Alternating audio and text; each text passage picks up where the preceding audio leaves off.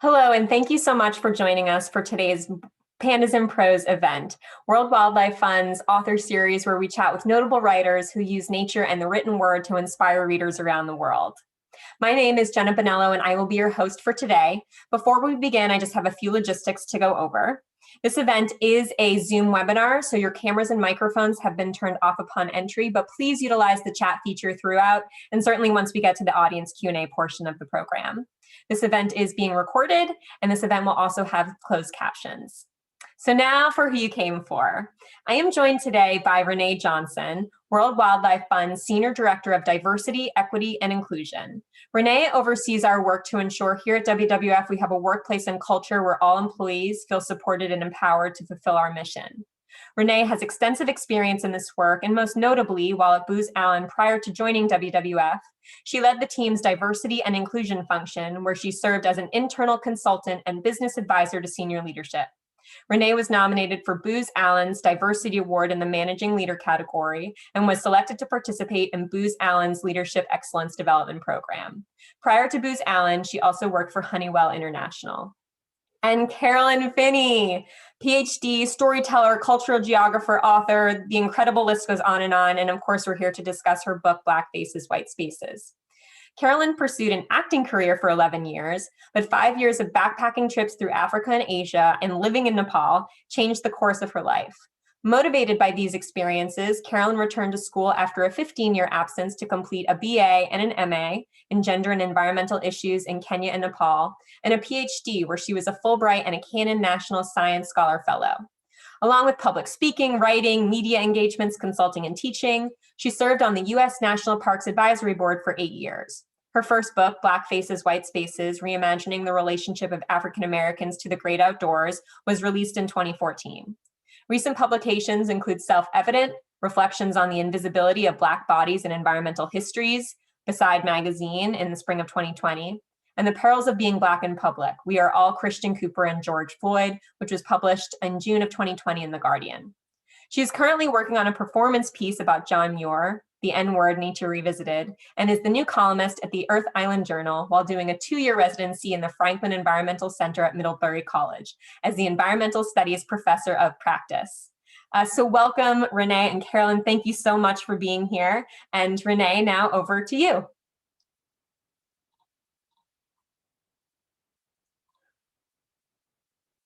A Beneke person here about what it means to really do a land acknowledgement right, which isn't simply about reading about who was here before.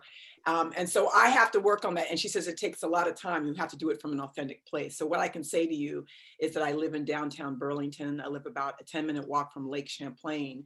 And I've only been living here about 1.5 years or so. So I'm just getting to know this place. And I know that one of the many peoples who traditionally lived here are the Abenaki peoples, but I'm learning more about what that is.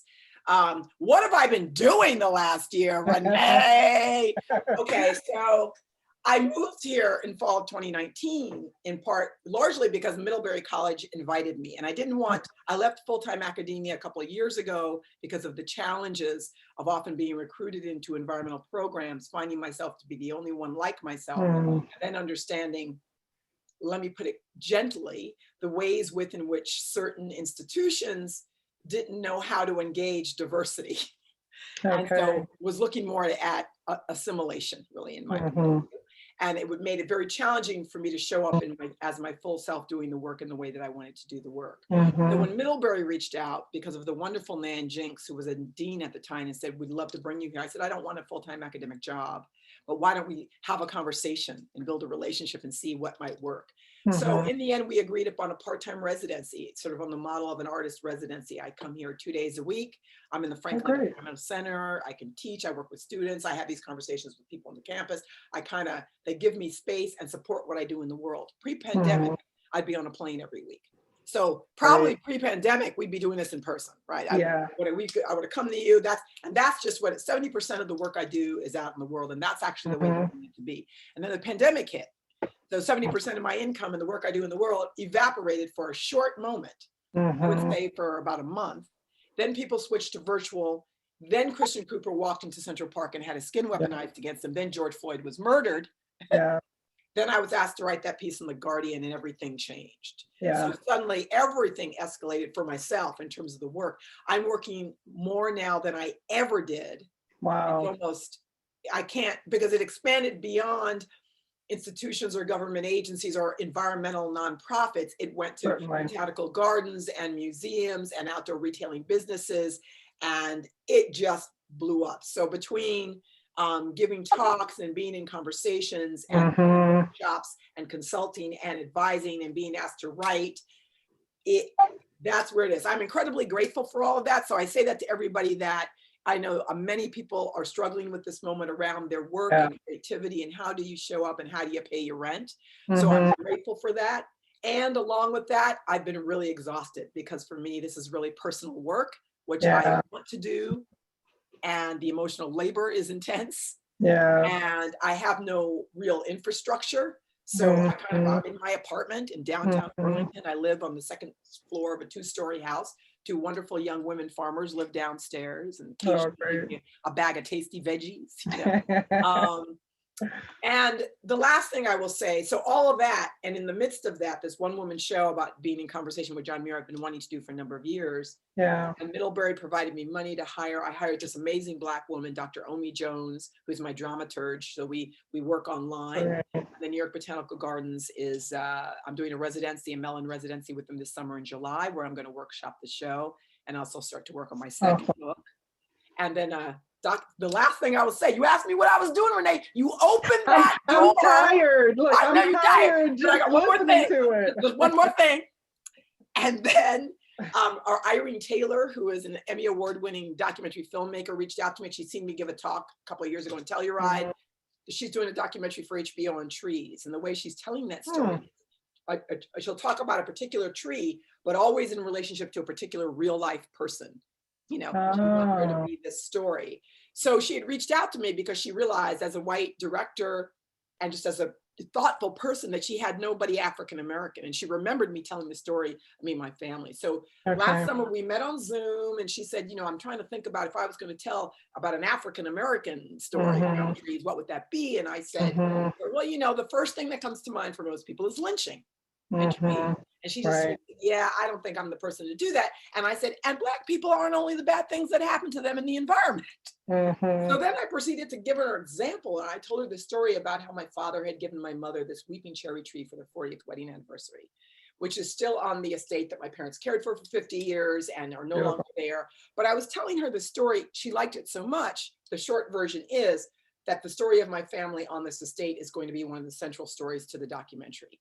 Oh, wonderful. So there's this interesting creative moment of being able to, this is the place I've been trying to get to for 25 years. Right? You know, actually, what's really personal about this, my parents and their labor on this land for 50 years being erased and having them reinstated in a very particular way that I could not have guessed, you know, because these institutions and places are reaching out to that door has opened wide, as a lot of people, in a very particular way.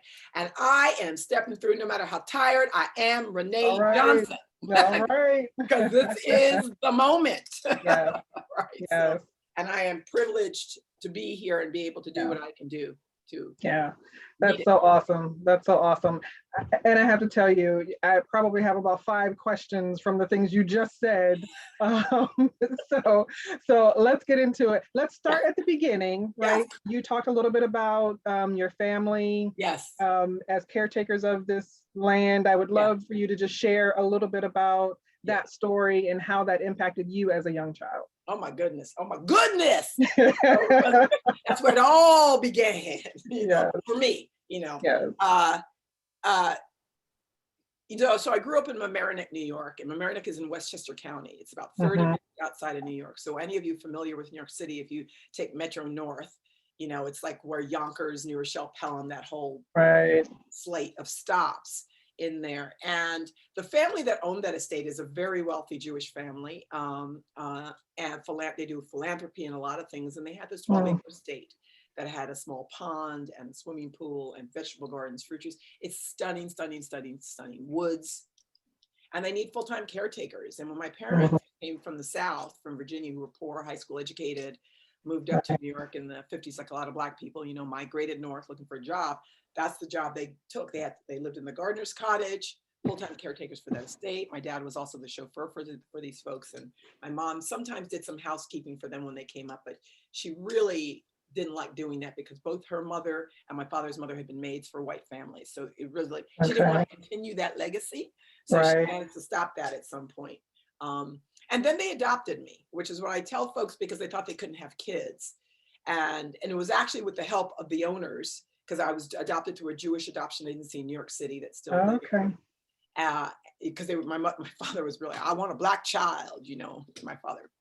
Anyway, so it took a couple of years, they said, to find one, which is another story. I was born in 59, so maybe it was the time, because often you hear about Black children being sent to extended families. And there's a longer story there because I've made some discoveries in the last few years about that. But so that land, I mean, that's where I learned how to, we all knew how to swim by the time we were 7 because there was water on that property. We had to know, you know, kids roaming around out of sight of their parents, better know how to swim if you fall in, you know, bicycling outside. There was a very long driveway. I mean, it was outside all the time.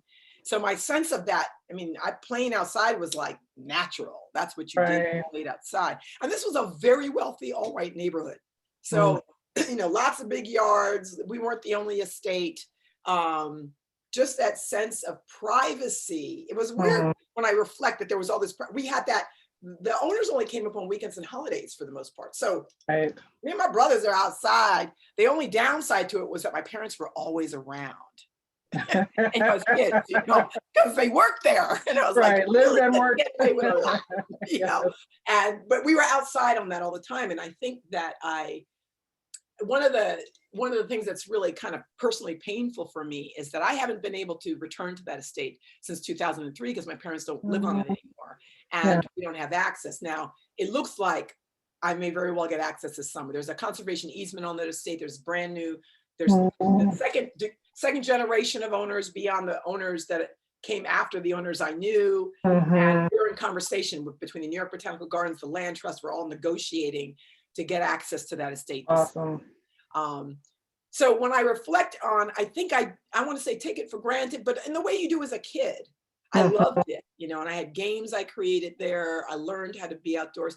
And I also had a sense of my Blackness and my family's Blackness as the only Black family. And I always tell the story of being stopped by a cop at 9 years old when I was walking home from, you know, elementary school, asking me where am I going and did I work there? And I'm 9, you know, so that story always stuck with me too, in the sense of myself. And I had a paper route. My first job was as a paper. I had a paper route when I was 13. And so driving around, you know, they got used to me, you know, they knew who I was. So we're going to not be surprised when Black girl with Afro shows up at the door, in the paper, and my brothers, you know, but that took a little time. And the sense of knowing that your family didn't own anything there. So I have a mixed feeling about that because I don't know that we need to own land to love it and care for it. And as I learned more about the indigenous presence here and sort of a different way of thinking about myself within the ecosystem as opposed to separate from it.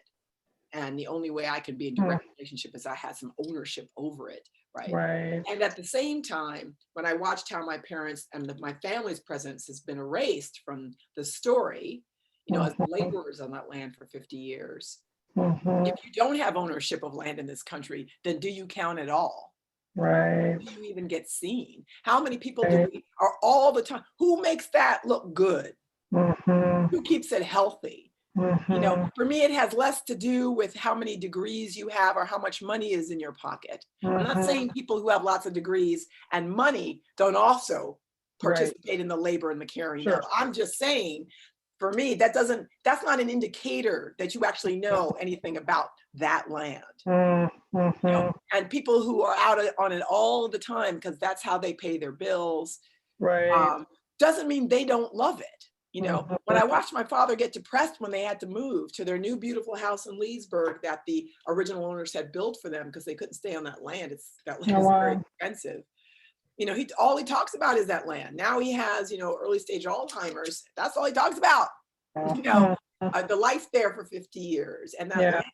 And so And I realized by talking about them and their loss, it's a way that I can kind of avoid directly talking about me and my loss.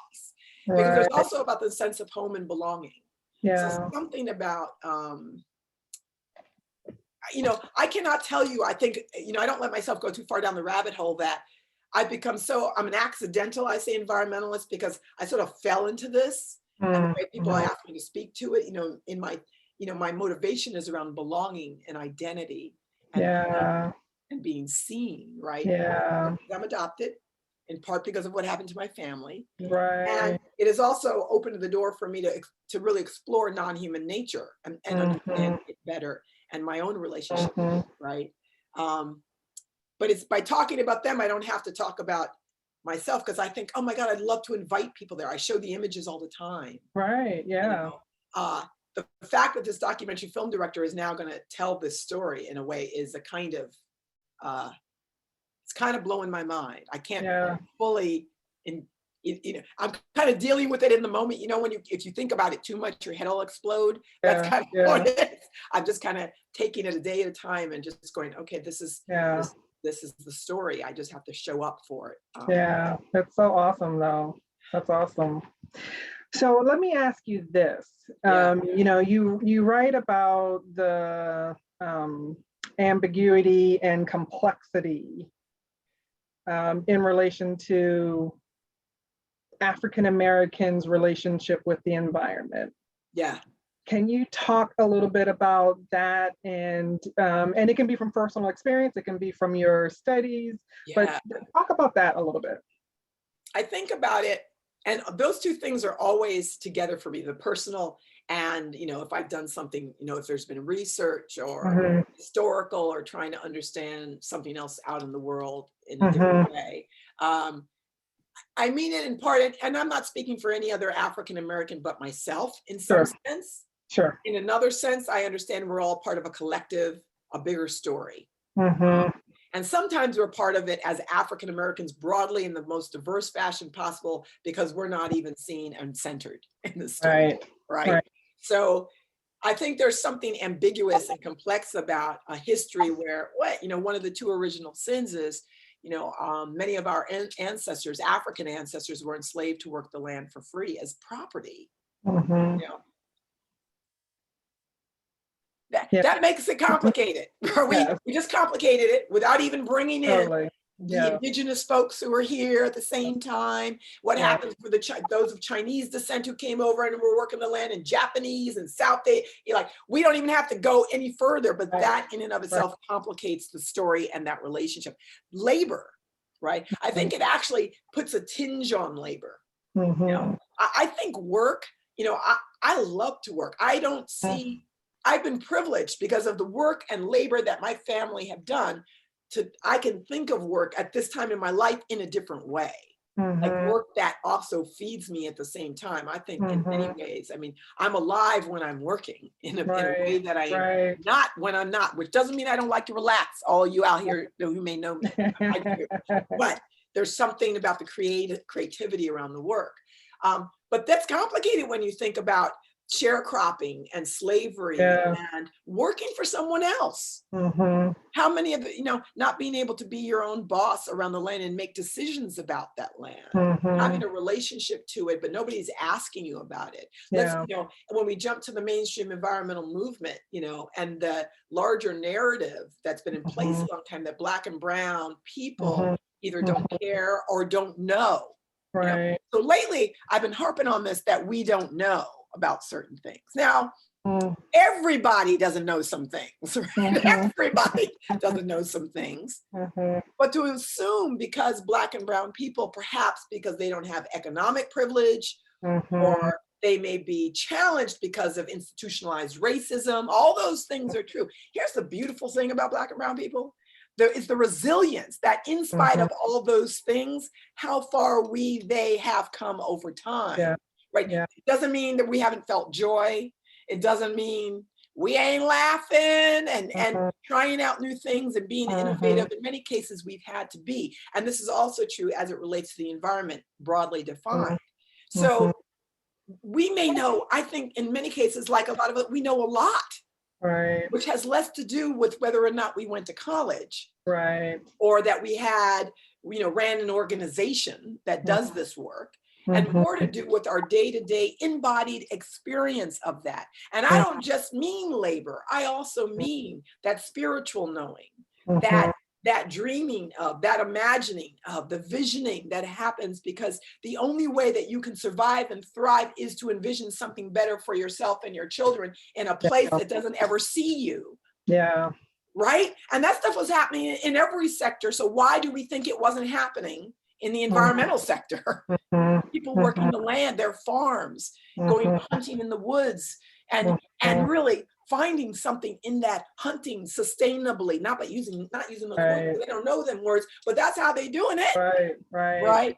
And geographically imagining the diversity of that, no matter what, depending on what part of the country you lived in, and what the landscape offered to you, and how you knew that landscape. And how, one of the things when I was interviewing Black people for the book, especially older Black folks, is when I would ask everybody the same set of questions, and then I would riff, let them, whatever they want to talk about. Right. But one of them is, when I would ask, so when I say environment, what does that mean to you? I can tell you how many times a Black person would say, nobody's ever asked me that before. And sometimes they would think, I don't know, I don't think I have anything to say. And I'd be like, you got it, because everybody got a story. And it only took a couple of minutes.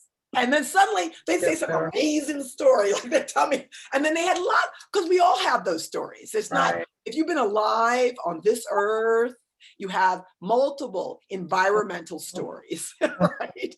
The thing that caught me most of all was that when they said, nobody's ever asked me that before. Yeah. And that for me is the power, not that the stories need to be implanted in these folks. Right. And I'm not saying that's what all environmental organizations are thinking. My experience has been, let me own this, has often been that there's an assumption embedded in a good intention around engaging Black and Brown individuals and communities. Yeah, totally agree. So interesting. In the beginning, you talked a little bit about, you talked about it. There was also a little bit in the bio on the front end about Christian Cooper. Yes. And just to sort of recap, he was the Black bird watcher who filmed a white woman in Central Park who was lying to the police and saying that he was threatening her. And I believe after that, there was a different level of focus, or at least conversation, about race and the environment. But you wrote an article shortly after that, and it is in relation to both Christian Cooper and George Floyd. And I'm paraphrasing, so it's not word for word. Yeah, it's all right. That Black people who are navigating both city streets and hiking trails can be at the mercy of someone else's interpretation of our presence. Yes. Which was very deep to me, but can you talk a little bit about what that means? And in the time since those conversations began last year, are you seeing a shift at all, or not? Let me answer the first part first. Okay. Trying to decide where my brain was going. Well, part of it is, I want to start with when The Guardian asked me to write a piece, they asked me to write a piece about Christian Cooper, not George Floyd. Okay. I wrote them back because they were thinking, you talk about the environment, you're Black, you talk about race. And I said, I can't write this piece without Christian Cooper, without writing it about George Floyd. Right. And so part of it was that it's on a continuum. At one end of that continuum, you have the experience of this self-identified gay Black man, a birder, walking into Central Park and having his skin weaponized against him, right? Amy Cooper didn't just say, a man is threatening me. She said an African-American man is threatening me. A number of different things she could have said, but that's what she said, right? So she understood at some conscious, unconscious level, the power that may have to save her, whatever that means, right? But at the other end of the continuum, so at one end you have Christian Cooper, just the insecurity. I have my own stories of that, just being in public, on the street, being challenged about your being there, Presence, yeah. You know, and sometimes that challenge is almost funny. Like, where are you from? Wow, why are you here? You know, like, can I take a picture of you? You're here. Oh my God. You know, even there's this kind of, oh my God, you're so amazing. And I'm just like, really? I'm just, you know, and so sometimes it's not even, it doesn't seem like an insult, but it's interesting. Yeah. That somehow there's something strange about your presence. Yeah. On the other end, you can be killed. Yeah. You know, and it isn't only George Floyd, as we know, Right. that list is long. Very long. And a lot of us operate in this middle place of insecurity in certain places. What does it mean to go into certain places and spaces? Will you be safe, welcomed? You mean, what does that look like for you? And not only the questions of understanding the flora and fauna there that you need to be educated about, right? There's that I think we all as human beings, do you know what's poison ivy? Is there wild animals? What's the trail? Do I have a map? All that stuff that I think is important to know with respect to that flora and fauna. Right. But there's the human aspect, you know, that for Black and Brown, as I think, you know, we can say that for women, trans, I mean, there's a lot of different identities, I think, that I would have something to say about the human aspect of being out in potentially an isolated place, hiking, or, you know, enjoying in a park. You never know when you'll be singled out for that. I almost forgot what you asked me, but the second thing you asked me, am I seeing a shift? And I know there was something I wanted to say about Christian Cooper.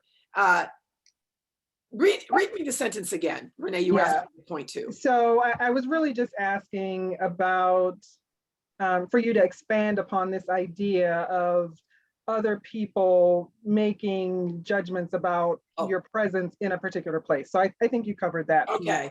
But the second piece was, since there has been a little more heightened visibility and conversation around it, are you seeing shifts at all?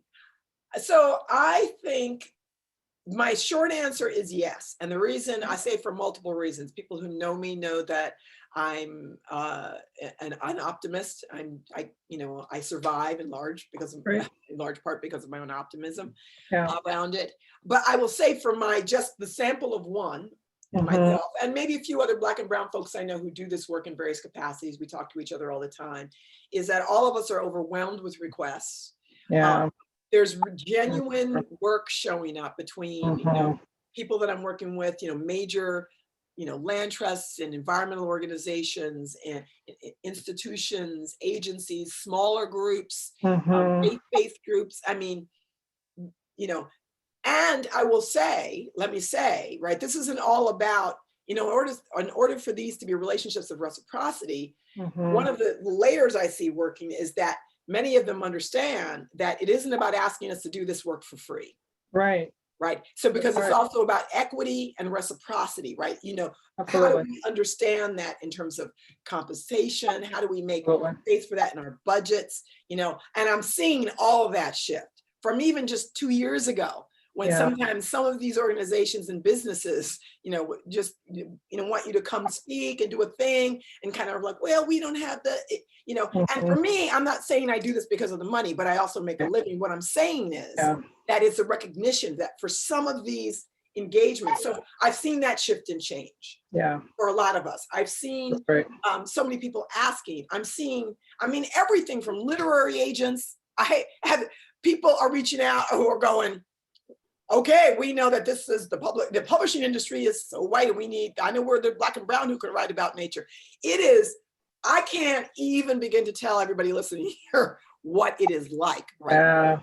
So my optimism is in that.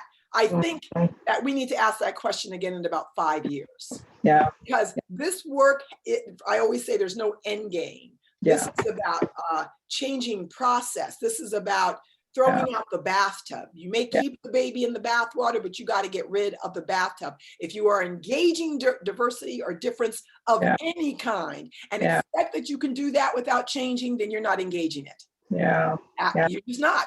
And so that means that every level, infrastructure, leadership infrastructure, modeling, all of the stuff about how we do it, it goes beyond simple representation. It's a place to start. So I'm all about people starting from where they are, because it also means there's an increasing of capacity Yeah. and knowledge about, where your blinders have been the whole time. Yeah. If you have a largely homogenous staff or group in any project, whether it's at a magazine, at an organization, at an institution, and it doesn't mean those folks don't have something to offer, but you can't expect that you're going to bring something different in the room by not bringing anything different in the room. And maybe you need to change the room, So it's really about how do we all get better at engaging change, which is something nature shows us all the time. Nature does it all the time. Oh, all the time. All the time. Right? So how do we get better at it? So yes,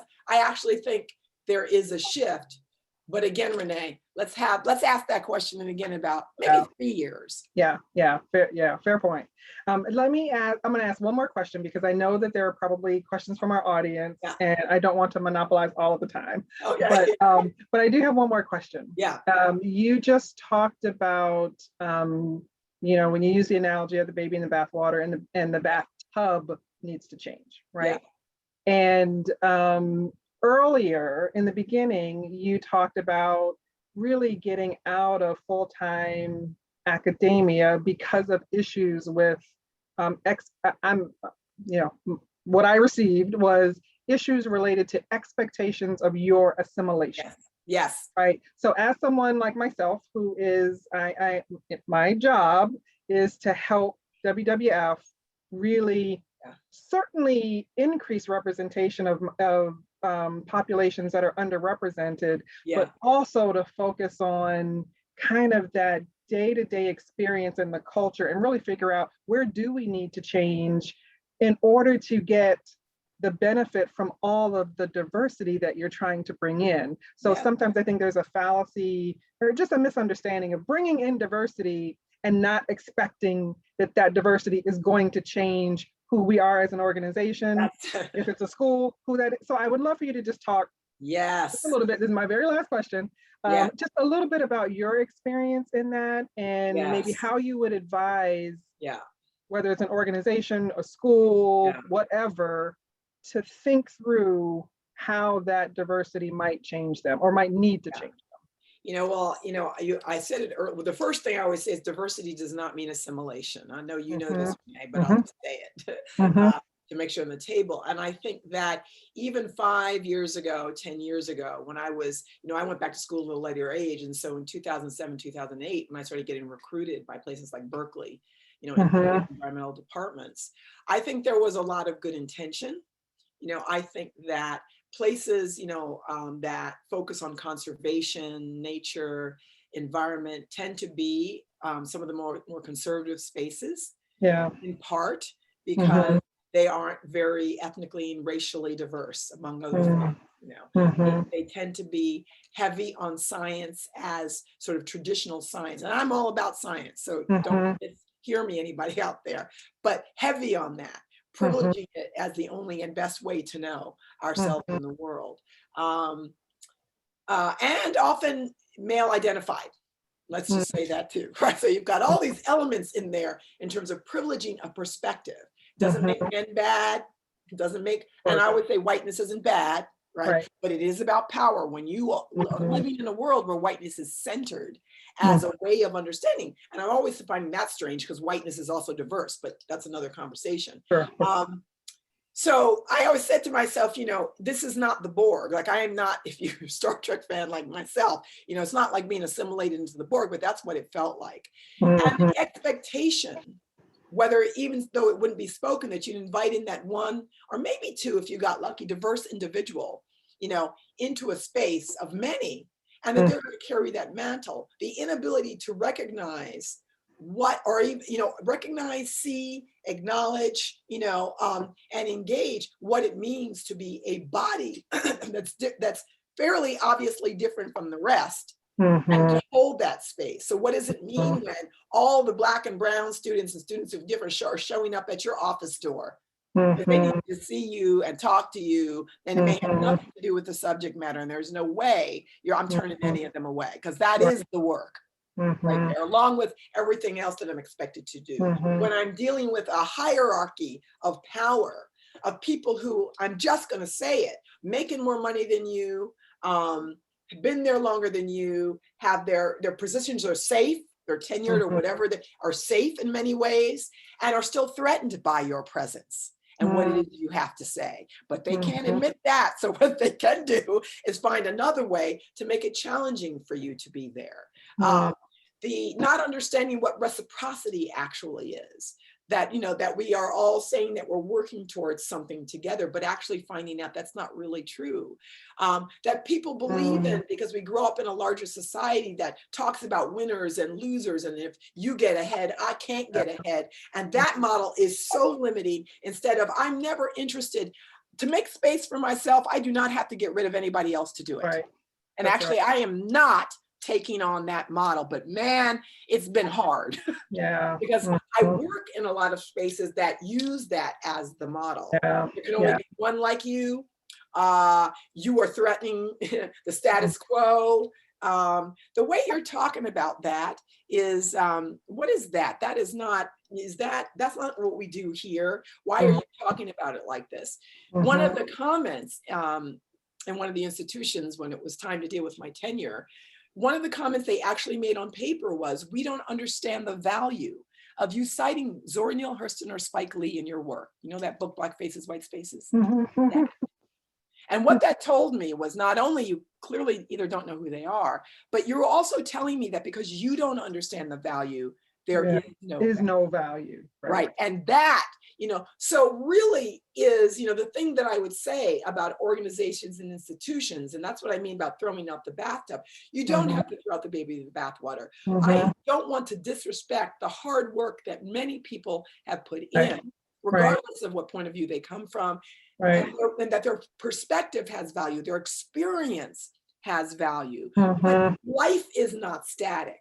The way we understand nature, excuse me, the environment is not static. We all know this. Human beings are not static. And when people talk about sustainability, really it's all about relationships. So let's look at the last 450 years around the question of race, ethnicity, difference, power, privilege, as it relates to nature and the environment. You want to maintain that? You're doing an excellent job. By not examining institutions and organizations that, I'm sorry, Renee, 50 years ago, you and I would have never gotten a job. Let's just say it, right? Maybe not even 50, maybe just 20. Wait a minute. I think, when was it I didn't get that tenure? That was not even 10 years ago. That was about 7 years ago. And to understand, you know, it's complicated. And I don't like diminishing people or a department or an institution, but these places are made up with individuals, and everybody is biased. And it's hard. You don't know what you don't know. And it's hard when you've managed to get through a system that, you know, I say to everybody, everything that's happening now around race and ethnicity and all this stuff, and challenging the centeredness of whiteness and white supremacy and all that language, in part, you know, is when you look at me, if a white person is looking at me, what I imagine and what I have empathy for is, and I'm saying all these things because I, as a human being, I kind of feel for some white folks. I'm like, I do, because I said, whoa, if you're really trying to come, you know, this is the come to Jesus moment. If you are having your come to Jesus, come to Buddha, come to Muhammad moment right now, right? This has got to be hard, because this isn't just a door, right? We're talking about a door. This is also a mirror. It's a reflection. It's a reflection for me too, right? We're always reflecting each other. And if we're trying to understand our relationship differently, in the real world, authentically, right? It doesn't matter if you didn't have slaves. We are all complicit and culpable, and not in the same way. And I think it's each of our jobs to understand what that is. It doesn't mean you didn't work hard. But understand the playing field within which you were located to work hard, right? And what that looks like. It's not about denying your own needs and joys and desires. But how do we make space for others' needs, joys, and desires? What does that require in a relationship that is working for everybody? So then we can have a conversation about nature then. that relationship that we want to improve and care for and protect and own. And we want to do that together. But for me, you cannot have those conversations separately and expect to be effective and true to actually the underlying intention of being better as human beings in relationship to this earth in which we live. Yeah. So profound. Thank you. I feel like I could talk to you literally all day. Yeah, me too. I'm like, what happened? I got more to say. Yes. So why don't we go ahead and just transition. Jenna's going to rejoin us, and I think we probably have some questions from the audience to entertain. Yes, thank you. And like Renee, I could also talk to you all day. Yeah, so the first question we have actually, and Carolyn, you kind of addressed this a bit with your story of how book publishers are finally, showing an interest in a more diversity of voices. But this question, and actually this question also really resonated with me, but in one chapter of your book, you talk about the media and the role that the media has played and how Black Americans and really all Americans view themselves and their relationship to nature. As you say, the media shapes our perceptions of what is. Yes. If you could expand on that, and also, do you think that has changed at all? Is the media starting to tell a different story? And if not, what do you hope that they start telling and showcasing, if you feel like it hasn't changed that much? Well, and it's a great question. And, part of it is because we are also the media, right? The media is made up of people who decide, who select what stories get told, whether it's true stories or they're making stories up about who we are as human beings and putting it out there.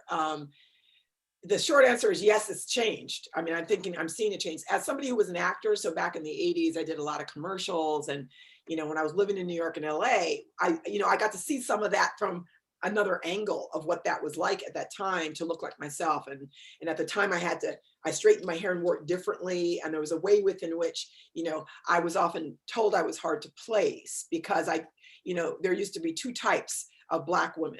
You had to play like you were from the hood, or you had to be sexy kitten diva. And I'm not making this up, right? This was just straight up, right? And, I always wanted to say, but we're actresses, like we're actors. So the idea is, we can act if we can act, but when it came to representing products, like in commercials, it's really interesting, to think about Procter and Gamble and all the ways within which they would make decisions about who can represent the product.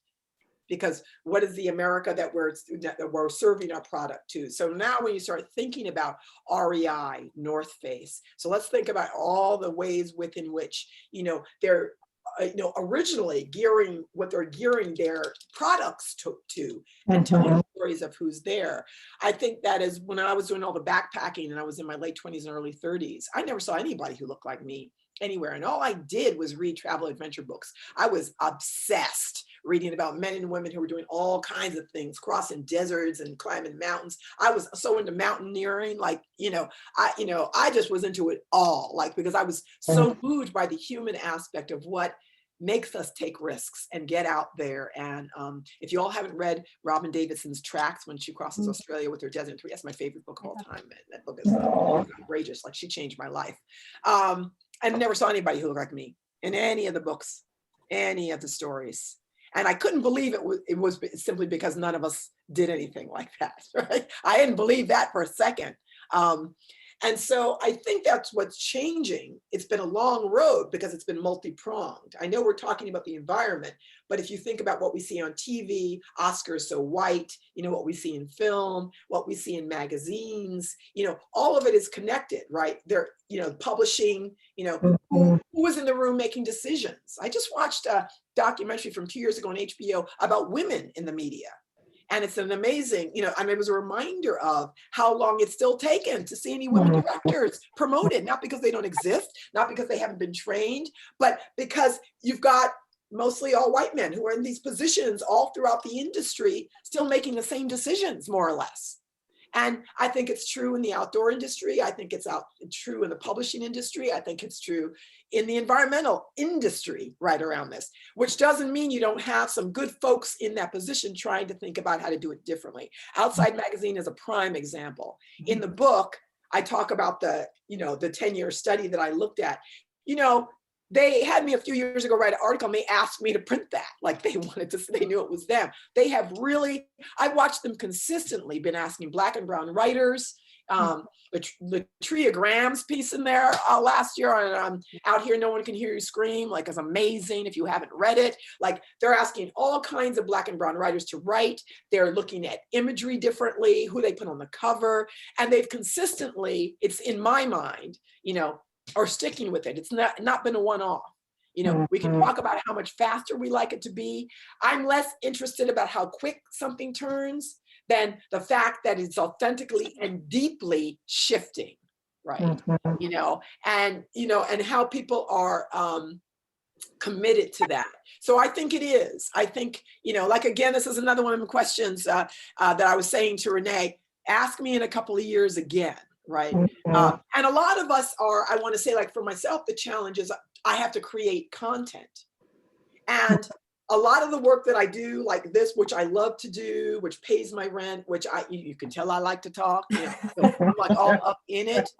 But the stuff that I need time, it takes, it's all I have to produce. I have to generate all of that information and energy for other people, right? The work, like during the One Woman Show and writing a new book, that means I need creative time. I need to have time and space and money to do that as well. I can't do them both at the same time well, you know, so that there can be new content out there, so that I'm also feeling renewed and, you know, and sharing and thinking, because my thinking has moved. I mean, I wrote Black Faces, White Spaces it published in 2014, and I know it's selling and it's out there and I'm grateful, but there's so many flaws for me. It's my first book and it's like, I never had children, but it's like the first baby, you know, it was like a birth-headed baby, and I was really happy about that. And, you know, there's different ways that I want to talk about that.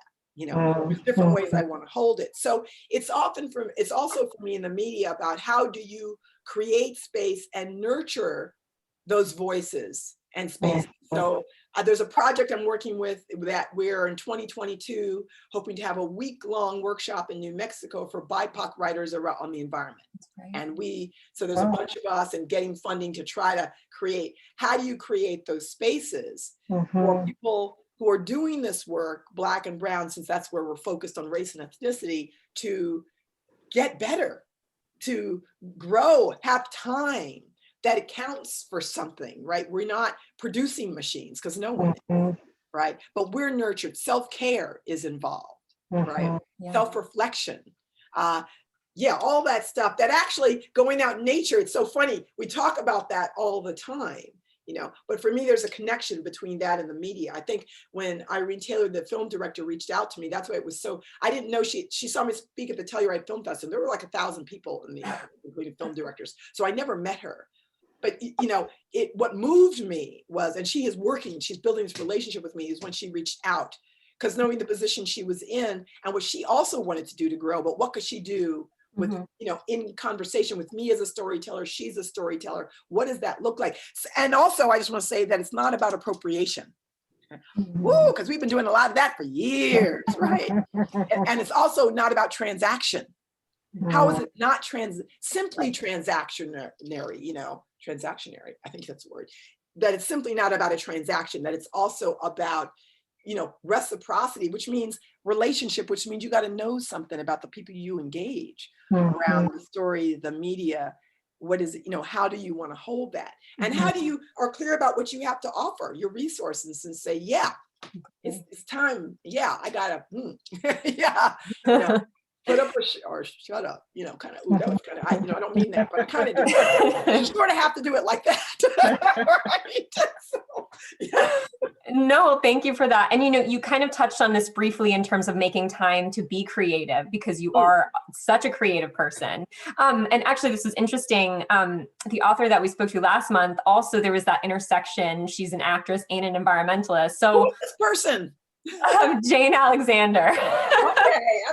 But so I personally, I find that so fascinating. And so a question that we got from the audience was, you know, you think that your early affinity to the arts, your wish to be an actor growing up, the fact that you're working on a performance piece now, which I'm very excited about, gave you a better appreciation for the real and natural world? Like, what is that intersection for you? I love that nobody's ever asked that question. I love that question. Thank you, person who asked that question. The short answer is yes. So I would say yes, in part because I always tell, people who've only known me in the last 20 years, even though I always have everybody read that part in the bio, because that for me is the most important part of who I am. But it's not the part that people who've known me in the last 20 years, they think of me. They think, oh, you're the academic. And I'm like, no, I never. And actually that came later, but it's not how I see myself. For me, the arts in the broadest sense is where really anything is possible. It's about the imagination. It is about improvisation. It is about abstract in the best way. Like you can, which is why I'm entirely comfortable within a setting connecting a Spike Lee film to slavery to, I talk about last couple of talks, I started up talking about Lovecraft country and people are like, where's she going? This must be an environmental conversation. And I take them there. I just follow, stay with me. Why? I'm starting to look, like for me, or taking a song, taking a Tupac song and I want to talk about that. And then we do this. I now want to do a little spoken word right here because for me, it is about freedom. I mean, art in the way that I understand it is, and we all can have that. For me, it is not simply people who've been trained in it or focused on it, but it is sort of a broader understanding of the possibilities of our world and how we can show up. Everything, somebody just gave me that, it's a corny quote, but the other day, the quote from Picasso about some people see what is and asks why. I see what can be and ask why not. And I hadn't heard that before. And I know some others may, and I went, oh yeah. And they said, that's usually what creative people are thinking. And I love that for everybody. I think creativity is everywhere and can be possible anywhere with anyone. So yes, absolutely. I think it's why it was easier for me when I went back to school. And in some cases, when I started working as a faculty member and other faculty were pushing back on me doing the things that I would do, it was easier for me to push right back because I understood, I was older, but I also understood. I said, oh no, I've been doing that other thing my whole life. And I know that being rigorous about something isn't about doing something the same way all the time. Being rigorous is about the attention you pay to the intention that you have about the work that you're doing. And what does that require? And one of the things it requires for me is risk. A risk because you're willing to gain. For me, the best art in terms of, I know it's subjective, but it comes from a place of risk because somebody just went there, man. They did that thing, whatever that is, right? And you're just like, what? And your mind is like blown, yeah, that's what I'm talking about. I can talk about that. Well, thank you for that. I love the arts. I am by no means, an experienced artist, but I completely agree with that. Just one more question to close out. We're all stuck behind Zoom, computer screens. You mentioned at the beginning that you're an avid traveler, and obviously your history backpacking through Africa and Asia, living in Nepal. Where's the one place that, as soon as we get cleared to travel, you're going to? Oh my God, you're asking all these, my favorite questions. Well, what I know for sure, as Oprah would say, right, is that I am doing this 3-week residency in New York for the New York Botanical Gardens. I mean, so, I booked the place where I'm staying in July, so I know that that's going to happen. And I haven't seen my parents in over a year. I mean, they're in the late 80s, early 90s, they live in Leesburg. So there are those two pieces. The trip that I had to cancel last summer that had been my gift to myself for my 60th birthday, was Iceland. I had bought a 10-day trip to Iceland, and I've been dying to go to Iceland for years. Like I was going. I had my ticket, it was happening, and then it wasn't happening because we had a pandemic. I may have to wait to 2022. So that's sort of the big, personal, I just want to go. Oh my God, have you seen the vistas of Iceland? And, I just like saying Reykjavik or Reykjavik. It's cool to say it, I just want to go, So it'll probably be New York. And New York is amazing. Well, please. I was born, and You know, Love it. the New York Botanical Gardens. Yeah, and I get to work on a show Amazing. and just get to. I've already to this morning before I was looking at showings and galleries that were happening there that I'm definitely going to see. Lorraine O'Grady, Yo-Yo Kusama's going to be in New York Botanical Gardens. Like I was just marking it down. Every single thing I'm going to go see. Got your whole schedule full. Oh yeah, it's going to be good. So Well, please let us know when you head down to Leesburg to visit your folks, because our headquarters are in Washington, D.C. So very much would love to have you. Yes, I would love to be there. Yeah, but I'll finally have I don't have my vaccine yet, but it looks like I can register tomorrow finally here. Oh, fantastic. Yeah. Well, thank you, Carolyn, so much. And thank you to Renee for doing the amazing work that you're doing for WWF. You know, I'm really proud that we're having these conversations, and this for me has been so exciting. So thank you both so much. And thank you so much to our audience members too for tuning in. Again, if you had friends and family who were not able to join our March edition of Pandas in Prose, it will be available on our website following today's event. And in the meantime, please stay well and happy nature reading. Thank you so much, everybody. Enjoy the rest of your day. Thank you. Thank you so much.